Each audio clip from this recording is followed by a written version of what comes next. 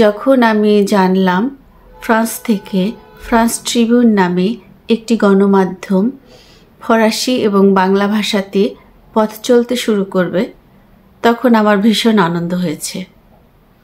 এবং আরও আনন্দ হয়েছে যখন জানলাম ফ্রান্স ট্রিবিউন 1952 সালের ভাষা আন্দোলনের চেতনা, 1971-এর মহান মুক্তিযুদ্ধের চেতনা এবং ফরাসি বিপ্লবকে ধারণ করে, লালন করে।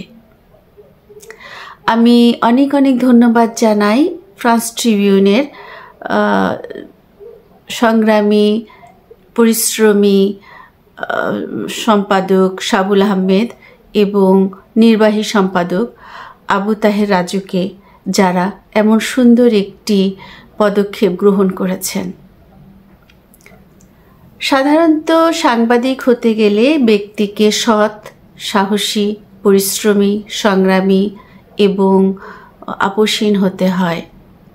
আমি আশা ও বিশ্বাস করি ফ্রান্স ট্রিবিউনের প্রত্যেক সাংবাদিক এই সকল গুণের চর্চা করবেন এবং নিজেদের মহিমায় আলোকিত হবেন।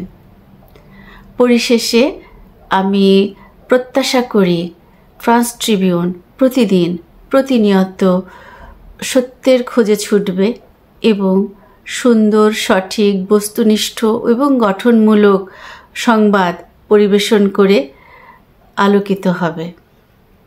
ধন্যবাদ ফ্রান্স ট্রিবিউন, শুভকামনা নিরন্তর।